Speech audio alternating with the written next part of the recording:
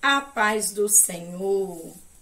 Estamos aqui mais uma vez para juntos aprendermos mais uma lição da nossa escola bíblica dominical. Então, já quero de início, como nós sempre fazemos, te convidar para fazermos juntos uma oração ao nosso Deus. Senhor Deus e eterno Pai, te louvamos, glorificamos ao teu poderoso nome, pelo privilégio de estarmos aqui mais uma vez e juntos aprendermos a sua santa palavra. Iniciamos um novo trimestre, um novo ano, com alegria e com a priori única de aprender mais de ti, para assim podermos servi-lo, Pai, com zelo, com amor. Senhor, eu oro por cada vida que estiver vendo esta aula, por cada irmão, por cada irmã, a todos envolvidos na escola bíblica dominical, no ensinamento da tua palavra, que a tua graça possa alcançar a cada um. Que nós possamos, ó Deus, ser um instrumento em tuas mãos, para que possamos juntos ensinar a tua santa palavra. Oro também, Deus, por este canal, que é o veículo que o Senhor tem nos disponibilizado para o ensinamento da tua palavra. Abençoe os irmãos que estarão se inscrevendo, aqueles que estarão ali participando conosco. Continue dando graça, continue dando vigor. Pai, instrua-nos em mais esta aula, através do teu Espírito Santo, sabendo que somente tu és o mestre e mestre por excelência.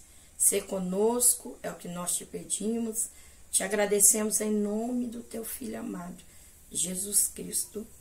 Amém. Oh, glória a Deus, claro. Vamos aqui nos apresentar. Para você que está aqui pela primeira vez, que bom ter você por aqui. É uma alegria em Cristo Jesus vos receber.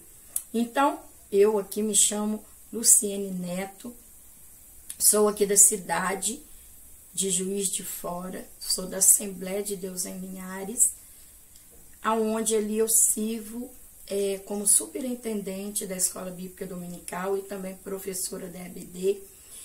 Sempre falo para vocês que a minha oração ao Senhor é que Ele me ensine a sua santa palavra, e assim eu tenho caminhado nessa nossa caminhada de fé, buscando no Senhor sabedoria, entendimento, buscando aprender essa palavra justa e fiel. Então, muito obrigada por você estar por aqui e vamos lá. Claro, eu quero aqui também te convidar para que você dê o seu like, para que você se inscreva no nosso canal e também para que você ative o sininho para você receber notificação quando novos vídeos chegarem. Então, eu conto com a sua ajuda. Vamos juntos aí estar servindo a Cristo, mesmo aqui usando as redes sociais. Gente, estamos aqui, tenho que desejar, claro, um 2025 de muitas bênçãos. Estamos num ano novo e a minha oração na virada ali, no momento, né, que estava encerrando o ano de 2024, iniciando o ano de 2025, foi que o Senhor, que eu possa nesse novo ano depender totalmente de Deus. Talvez você fale, Luciene, já depende de Deus. Então, nós possamos depender cada dia mais e mais de Deus, para que possamos viver a perfeita e agradável vontade do Senhor. Então, um ano de 2025 abençoado para você e para toda a sua família, em nome de Jesus. Nós, então, cerramos um trimestre, iniciamos um novo trimestre, um novo ano, e nós estamos ali felizes em Cristo pela oportunidade de estarmos aqui ensinando a palavra, de podermos sermos úteis, né? Úteis para o reino de Deus. Gente, quando nós vamos dar uma olhadinha lá no janeiro do trimestre de 2024, nós iniciamos ali com um trimestre falando sobre o corpo de Cristo. Todo trimestre nós falamos ali, o corpo de Cristo. Foi um trimestre escrito pelo pastor José Gonçalves. Ele aprendemos muito com o Senhor. No segundo trimestre do ano de 2024, nós estudamos ali todo o trimestre com o tema A Carreira que nos está proposta, né? O caminho da salvação. Ali também o pastor Ziel Gomes, que escreveu o segundo trimestre de 2024. Aí tivemos o terceiro trimestre também, o Deus que governa e cuida da família, onde estudamos todo o terceiro trimestre do ano de 2024, ali falando sobre o Deus que governa e cuida da família, usando ali o livro de Ruth e também o livro de Esther. Já no quarto trimestre do ano de 2024, nós estudamos ali todo o trimestre sobre as promessas de Deus, né? Para que nós possamos confiar e viver as bênçãos do Senhor, que foi escrito ali pelo pastor Erinaldo Renovato. Só que agora nós estamos iniciando um novo trimestre, que é o primeiro trimestre desse novo ano de 2025. E nós temos aí todo o trimestre para estar estudando sobre em defesa da fé cristã, combatendo as antigas heresias que se apresentam como uma nova aparência. Nós vamos ver que foi escrita pelo pastor Ezequias Soares. O pastor Ezequias Soares, ele é líder da Assembleia de Deus em Jundiaí, lá em São Paulo. No ano de 1997, ele comentou, foi comentarista também de uma das lições falando sempre da apologética cristã. Também no ano de 2006, ele também escreveu, sempre trazendo este tema, claro que cada vez com orientações, ou seja, nortes diferentes.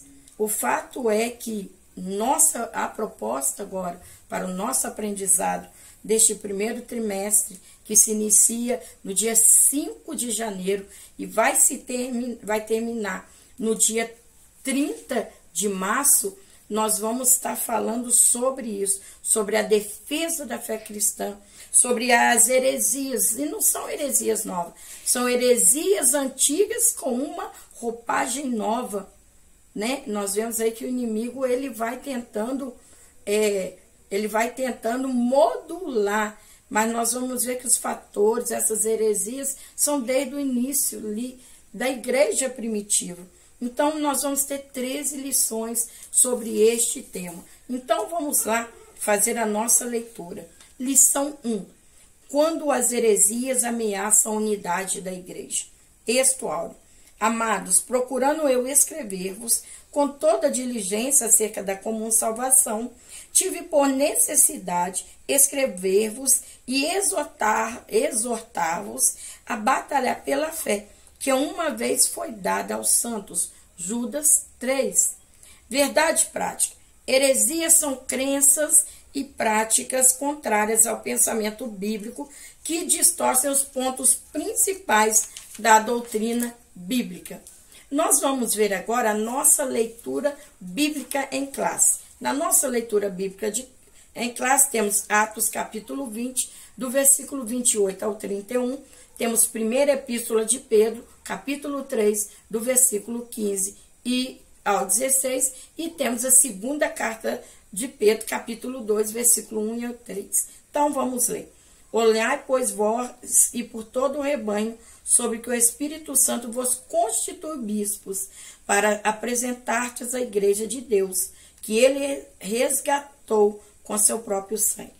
Porque eu sei isso, que depois da minha partida, entrarão no meio de vós lobos cruéis, que não perdoarão o rebanho, e que dentre vós mesmos se levantarão homens que falarão coisas perversas, para atraírem os discípulos após si. Portanto, vigiai, lembrando-vos do que durante 3 anos não cessei noite e dia de ademoestar com lágrimas a cada um de vós. 1 Pedro 3, versículo 15 e 16. Antes santificai-vos a Cristo como Senhor em vosso coração, e a estáis sempre preparados para responder com mansidão e temor a qualquer que vos pedir a razão da esperança que é em vós, tendo uma boa consciência, para que naquilo que falam mal de vós, como de malfeitores, fiquem confundidos os que blasfemam do vosso bom procedimento em Cristo. 2 Pedro, capítulo 2, versículo 1 ao 3, leremos agora. E também houve entre o povo falsos profetas, como entre vós haverá também falsos doutores, que introduzirão encobertamente heresias de perdição, e negarão o Senhor que os resgatou, trazendo sobre si mesmo repentina perdição. E muitos seguirão as suas dissoluções, pelos quais será blasfemado o caminho da verdade. E por avareza farão de vós negócio com palavras fingidas, sobre os quais de largo tempo não será tardia a sentença, e a sua perdição não dormitará. Agora nós vamos ver os objetivos da nossa lição. Ponto 1. Identificar as ameaças hereges que assolam a Igreja de Cristo nos últimos dias. Ponto 2. Apresentar o conceito de apologética cristã. Ponto 3. Definir o que são heresias. Então, nós temos aí mais uma lição e, como todas as nossas lições, elas contêm 3 tópicos que contêm 3 subtópicos. Cada ponto da lição contém 3 subtópicos. O ponto 1, as ameaças dos lobos ferozes. Ponto 2, o que é apologética. E ponto 3, o que são heresias. Então, todo esse trimestre, nós iremos falar, a palavra-chave desta lição é a palavra heresia. Heresias são crenças e práticas contrárias ao pensamento bíblico. Quando nós podemos observar que o termo religião vem do latim religare. E o que significa? Significa ligar-se novamente. É também um conjunto de práticas e princípios que regem as relações entre o homem e a divindade. A verdadeira religião é aquela que, através de seus sentimentos, leva o homem caído em seus muitos pecados a voltar-se para Deus, para a sua própria salvação. Nós vamos ver que desde os primórdios, o mistério nos revelado, Jesus Cristo, através de Cristo foi instituído a igreja. Quando nós vamos ver ali em Atos, no capítulo 2, nós estamos vendo ali a descida do Espírito Santo. Em Atos, capítulo 10, nós vamos ver o Cornélio, um gentil ali, e a sua família recebendo o Espírito Santo. Nós vamos ver Pedro, Atos 2 também, depois da pregação, né? Depois da descida do Espírito Santo, Pedro prega e ali mais de 3.000 almas aceitam ao Senhor o Evangelho. Então, nós estamos vendo que, através disso, nós temos o cristianismo. O que é o cristianismo? O cristianismo são o confessar dos cristãos. O que é ser um cristão? Qual é o nome? A próxima lição falaremos disso. Mas nós vamos ver que agora nós somos cristãos, ou seja, somos de Cristo, pertencemos a Cristo. E quando nós vamos ver, desde a igreja primitiva, se levantou falsos mestres, se levantou heresias, muitas heresias que tiveram origem dentro ali de pessoas que outrora confessaram a Cristo. Então, nós estamos vendo, em meio a isso, que essa heresia, desde que começou dos primórdios ali, da igreja primitiva, ela não mudou. Pelo contrário, ela só está atualizada, ou seja, está com uma roupagem nova, né? E essas heresias que hoje nós observamos dentro da nossa atualidade, foram heresias que foram o quê? Elas foram rejeitadas pelos apóstolos, pela igreja apostólica, pelos primeiros cristãos. Por isso, em Eclesiastes diz assim, nada há novo debaixo do sol. Ou seja, então, desde os primórdios já se ouviam, já se tinha fatos de heresia. E muitas das vezes que, na nossa atualidade, elas adquiriam o quê?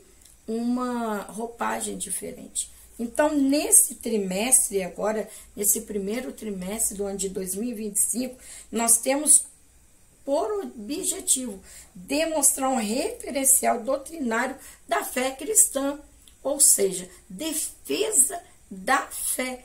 Desde o início, sempre homens e mulheres de Deus tiveram que se posicionar para defender, em defesa da fé. E por que defender?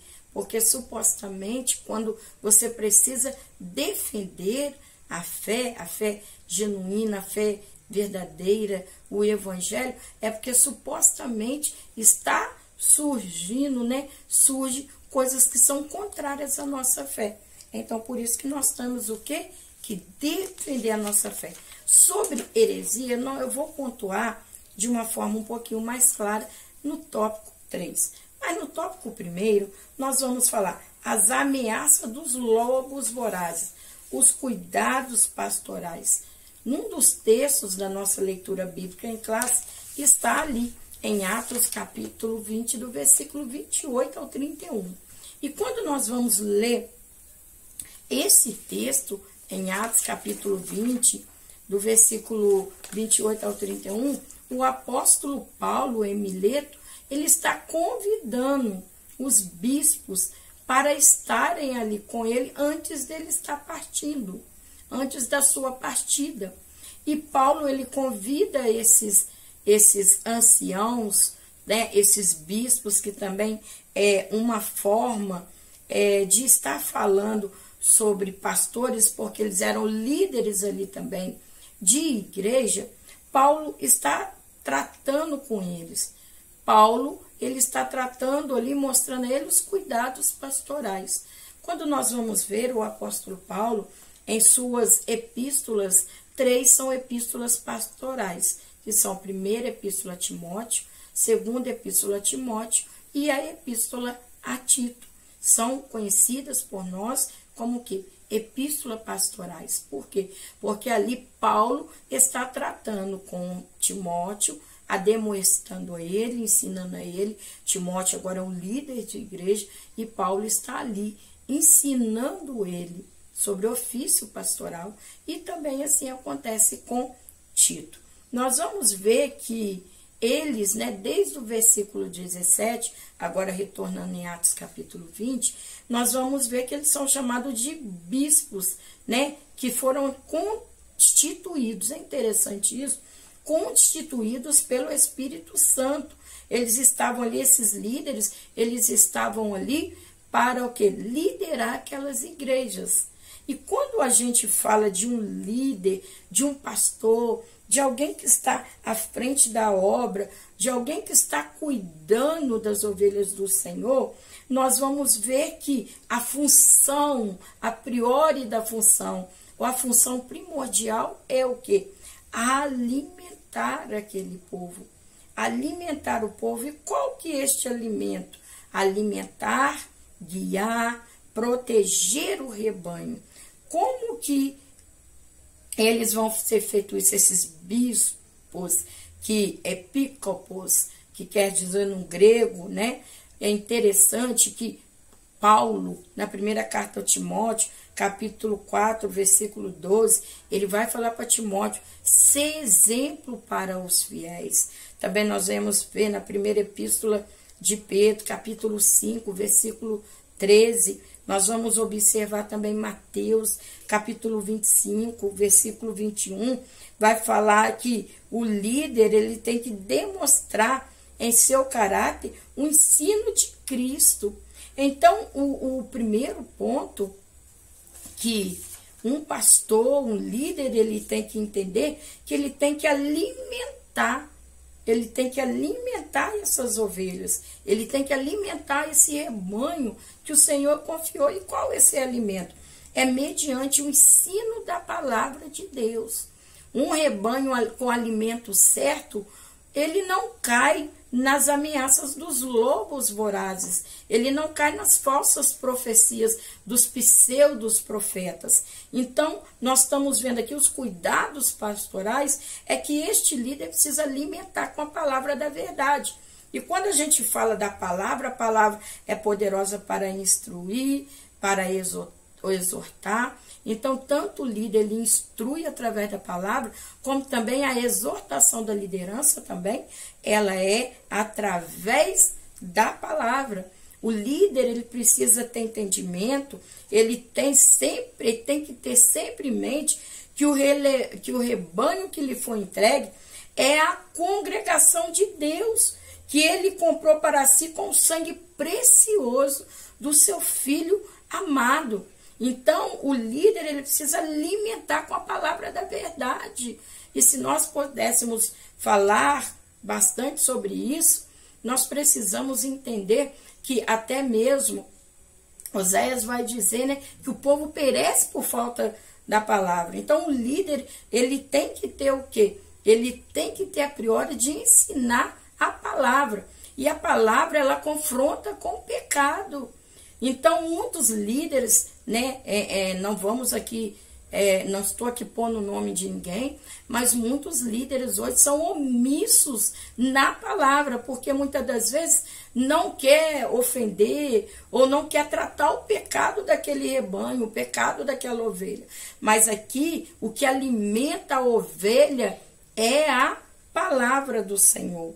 Outra coisa que o líder, ele deve o quê? Guardar esse rebanho do inimigo.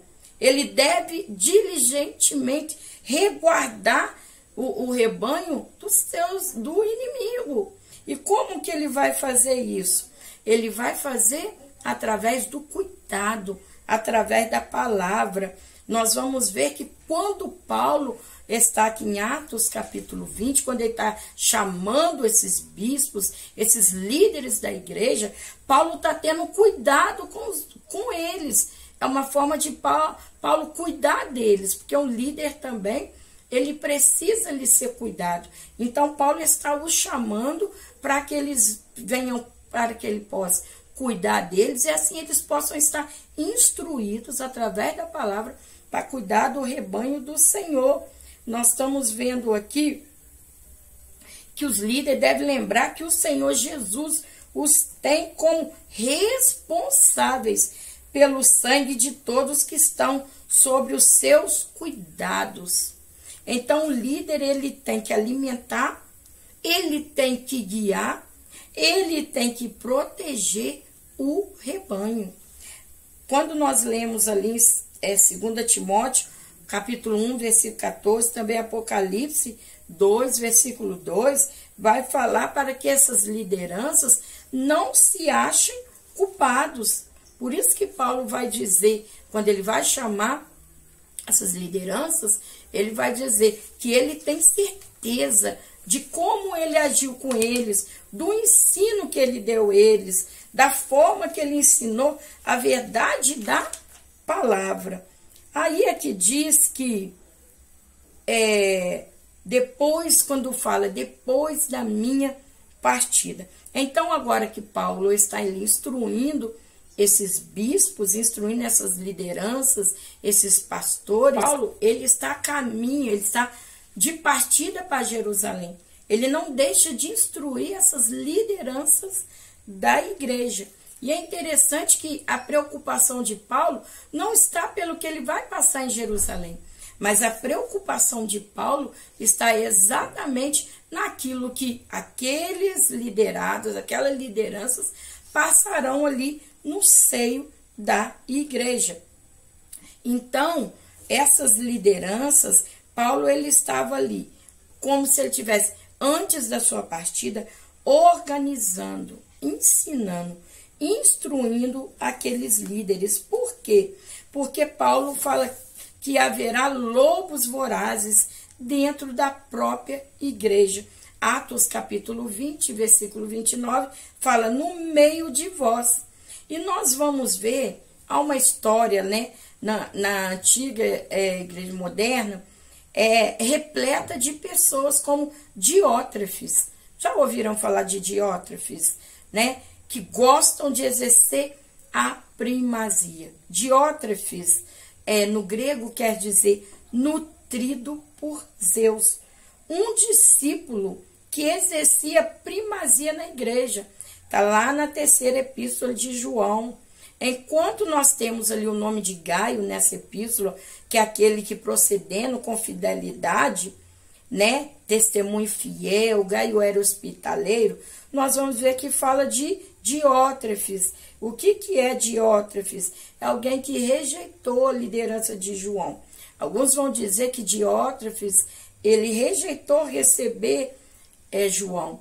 E esse Diótrefes, ele era o quê? Orgulhoso, né? Ele tinha aquela glorificação de si mesmo. Alguns dizem que ele tinha acusações contra João. E a Bíblia, segunda carta de Paulo aos Coríntios, capítulo 6, versículo 1, vai nos dizer não entrar em sociedade com os incrédulos. Então, nós estamos vendo ali esses lobos vorazes dentro da igreja. Quais são a origem desses falsos profetas? A origem desses falsos profetas, nós vamos ver que surgem dentro da própria igreja. Citei aqui sobre Diótrefes, um homem que era até então um cristão, mas que ele deixou o quê? Se deixou levar, a ponto de enaltecer a si mesmo, a ponto de não ser hospitaleiro, a ponto de não receber os irmãos, a ponto de achar que ele era o suficiente, o dono da obra. Então, os discípulos desses Diótrefes sempre estarão por aí. Pessoas como este homem sempre estarão por aí. Eles se posicionam acima das escrituras, como se fosse o quê? Deuses, sem menor pudor espiritual. Muitos usam o quê? Das redes sociais para corrigir, a discordar da Bíblia abertamente, dos profetas, dos apóstolos bíblicos. Quantos acham que a Bíblia é um livro, né? Dizem assim, que precisa ser atualizada. Quantos estão tentando a cada dia tirar a veracidade dos textos sagrados? São pessoas que outrora confessaram a Cristo, mas que se deixaram levar, se deixaram seduzir, como Diótrefes se deixou seduzir pelo tempo presente. Há um nome também que fala na Bíblia sobre Demas, já falei numa aula sobre ele, que Demas se deixou levar amando o presente século. Então, nós estamos vendo que a origem dos falsos mestres se oriunda dentro da própria igreja. Dentro da própria igreja. Quando Paulo vai falar para esses bispos, essas lideranças, ele está falando que surgirão da onde? Surgirão do meio de vós, ou seja, no meio da própria igreja. Por isso que nós vemos ver, né, muitos estão ali hoje em dia, muitos debatem contra a teologia. O que é a teologia? O estudo da palavra, o estudo sobre Deus, e ali como tem sido necessário a importância de estudar o campo da teologia denominado apologética. O que? Defesa. Essa defesa apologética é a defesa da fé cristã para orientar os crentes dos nossos dias atuais. Por isso que a escola bíblica também, ela é tão importante. Perceba o tema que vamos trilhar por todo esse primeiro trimestre do ano de 2025. Perceba a maturidade cristã que vai extrair em meio a essas aulas, o entendimento bíblico em meio a esses ensinos. Então, é muito importante nós percebermos e nós nos atentarmos para poder o quê? Aprender a palavra de Deus. Esses lobos vorazes, ele tem pelo menos, nós vamos ver aqui, eles têm ambição de edificar seus próprios impérios. Olha só, são 3 questões: dinheiro, poder e popularidade. Paulo, Atos 20, versículo 33, ele vai dizer: não cobiçai prata, nem ouro, nem veste. Mas nós estamos vendo que o dinheiro, quantas lideranças têm ali se promovido através do dinheiro, quantos estão, poderosos, e ali, em vez de cuidar o rebanho, está mais massacrando o rebanho.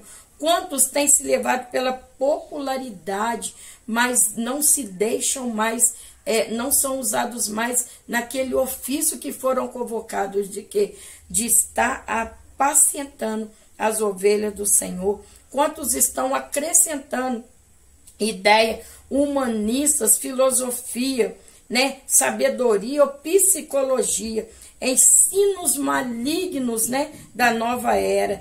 Muitos líderes estão tolerando modo de vida imorais, lembrando que a verdadeira sabedoria, ela vem do alto, Tiago 1,5. Então, nós vemos os cuidados que um pastor, um líder tem que ter com a sua igreja, o entendimento que aquela igreja pertence, aquele rebanho pertence ao Senhor, comprado com o sangue do seu Filho, Jesus Cristo. Segundo, depois da partida, Paulo está ademoestando aqueles líderes que virá para a frente, estarão ali a origem de falsos profetas. E onde é essa origem? A origem é de dentro da própria igreja. Ali se oriunda os falsos profetas. Tópico 2. O que é apologética? Definição dessa palavra. A apologética cristã é a defesa lógica e racional da fé cristã e de suas práticas doutrinárias. Esse substantivo vem do grego, que é apologia. É interessante que quando nós falamos apológica, pode ser definida também como uma defesa da fé cristã. Essa palavra grega, apologia, que originalmente era usada como uma palavra de defesa, ela aparece 17 vezes com substantivo ou verbos nas páginas do Novo Testamento. Quando nós vamos ver na Antenas Antiga, essa palavra se referia a uma defesa feita no tribunal, como prática dos procedimentos normais.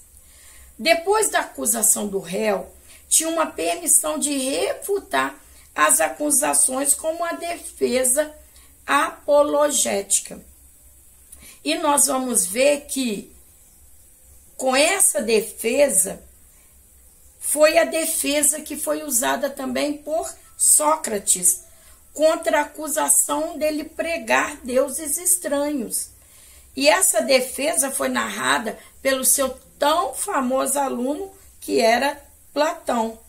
E essa defesa é chamada um diálogo chamado a apologia.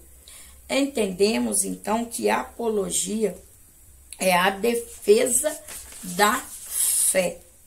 E nós vamos ver que no século I, esta palavra genérica para defesa começou a assumir um significado mais limitado, ou seja, um grupo que defende crenças e práticas do cristianismo. É a defesa da fé. Mateus capítulo 10, versículo 32 e 33, portanto, todo o que se declarar por mim diante dos homens, eu também o declararei diante do meu Pai, que está nos céus. Porém, qualquer que me negar diante dos homens, eu também o negarei diante do meu Pai, que está nos céus. Então, o Senhor Jesus fala daqueles que defenderem a Ele, daqueles que anunciarem a Ele, que confessarem a Ele, aqui diante dos homens, o Senhor reconhecerá no céu diante de Deus. Então, nós estamos vendo aqui que fala da defesa da fé cristã. Eu entendo que só defende quem acredita. Uma vez que nós confiamos em Cristo, nós defendemos Cristo. As nossas as nossas crenças não vão ser mudadas de acordo com a circunstância, de acordo com a mudança da geração. As nossas crenças, a gente crê na Bíblia, na palavra de Deus, e nada além disso.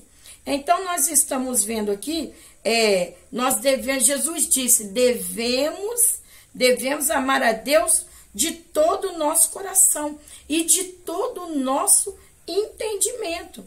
Então, nós devemos amar a Deus por completo. Quem ama não rejeita, quem ama não trai, quem ama, pelo contrário, respeita, quem ama honra. Então, nós somos convidados a amar ao Senhor.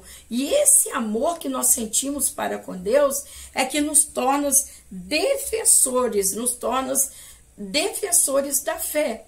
Uma vez que o mundo grite que Cristo não é o Senhor, a voz da igreja sempre fala, Cristo é o Senhor e Deus. Então, nós não mudamos de acordo com o tempo, mas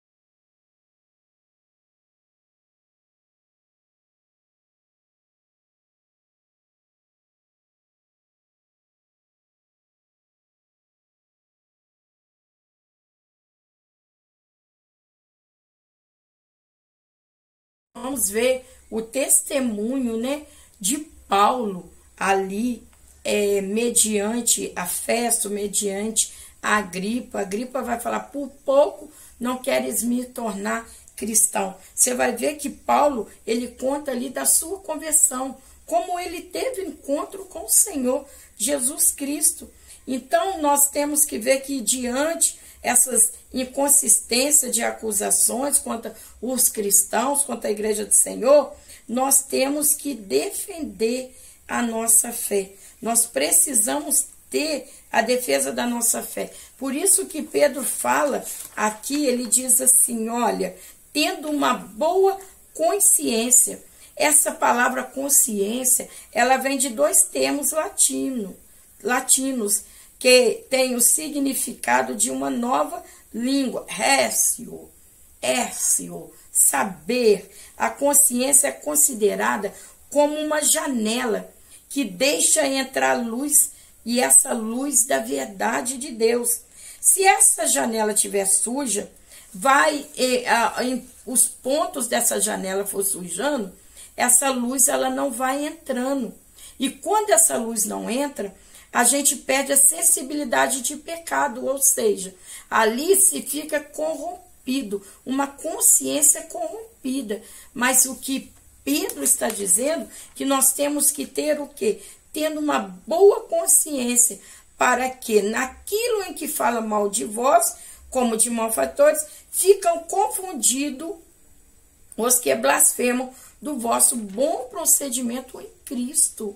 Então, nós estamos vendo a nossa consciência, mediante aqueles que ainda que falem mal, a nossa consciência tem que ser de testemunhar de Jesus Cristo.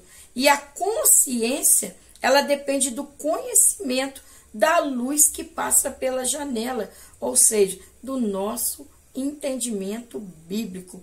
O nosso testemunho como igreja, ele anula todo o mal. Se nós, como igreja, em vez de queremos debater, pegar todas as ocasiões, principalmente via internet, ficar debatendo em falatórios que não agregarão para o reino de Deus, e a igreja observasse no fato de quê? De testemunhar aquilo que prega, nós vamos ver que o testemunho ele vai trazer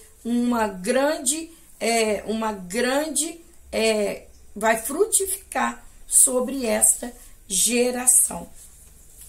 Outro ponto, por que devemos combater as heresias? Para ajudar outros à compreensão da própria fé. As heresias precisam ser combatidas. As heresias precisam ser eliminadas pelo poder da palavra de Deus. As heresias não podem ficar impunes. O ensino da palavra, Jesus, em seu ministério, ele separou seus discípulos para ensiná-los. E através deles, para que eles possam o quê? Ensinar também. Então a igreja combate as heresias com o quê? Com o ensinamento da verdade. E as heresias, muitas das vezes, elas rejeitam pontos fundamentais da fé cristã. E muitas das vezes de forma inconsciente. Tem muitas pessoas que estão ali vivendo em ambientes heréticos ou cometendo heresias porque ainda não tiveram entendimento bíblico. Muitos estão ali fazendo algo que os leva para um caminho de heresia, mas achando que estão fazendo o quê? O coerente. Se lembra quando o povo de Israel fez o bezerro? Eles fizeram aquele bezerro porque eles queriam de fato adorar a Deus. Mas eles não entendiam que o fato deles usarem aquele bezerro compunha numa idolatria contra o Senhor. Então muitos, não digo todos, muitos estão ali, muitas das vezes, de forma inconsciente. E aí vem a igreja. A igreja, se ela não combater a heresia, muitos que estão de forma inconsciente não aprenderão a palavra da verdade.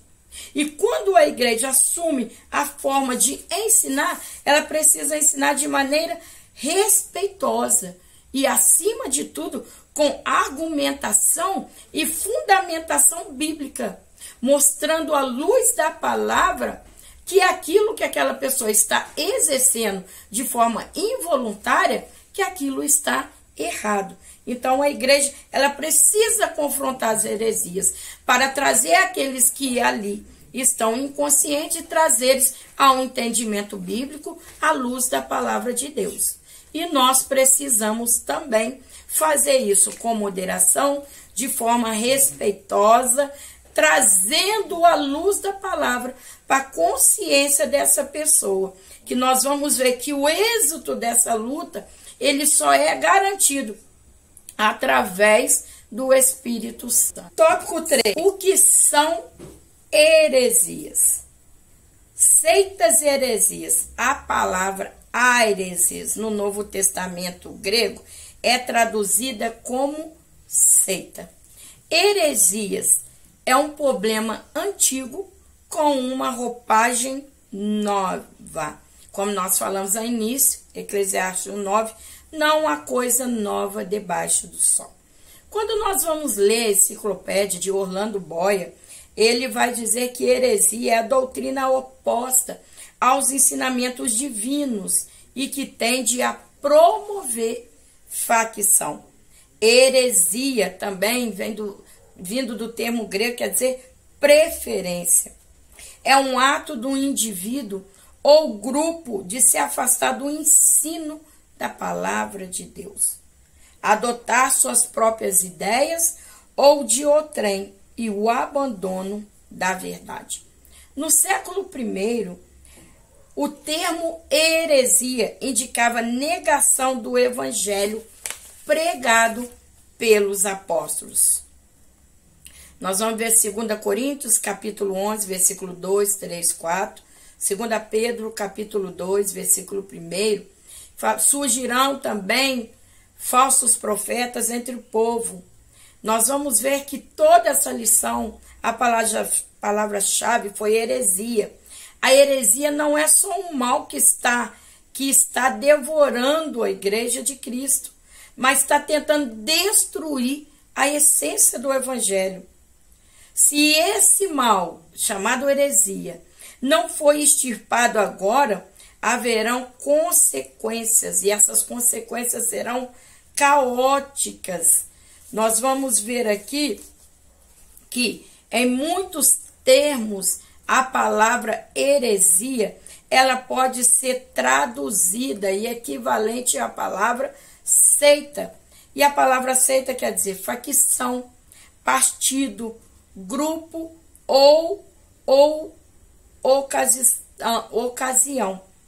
É um conjunto, essas seitas, muitas das vezes nos termos bíblicos, textos bíblicos, está falando de conjunto de pessoas.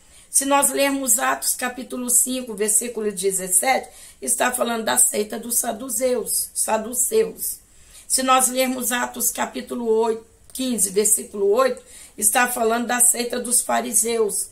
Se nós observarmos Atos capítulo 26, versículo 5, Paulo está falando que foi das severas seitas, que é a seita também dos fariseus. Então, a palavra seita, ela é usada o quê? Para designar, para o quê? Para designar religiões heterodoxas. O que quer dizer heterodoxas? Quer dizer a oposição de padrões normal ou regras pré-estabelecidas. Há heresias no Novo Testamento. Esse vocábulo com o sentido de partido e espírito secundado. Nem sempre quer dizer uma captura do sistema convencional determinante numa comunidade. Como eu falei, os saduceus, os fariseus, eram seitas que formavam facções dentro do próprio judaísmo. Lembrando que os fariseus eram aqueles, né? A seita, a religião, a seita ali em meio aos romanos. Jesus, por muitas das vezes, confrontou os fariseus.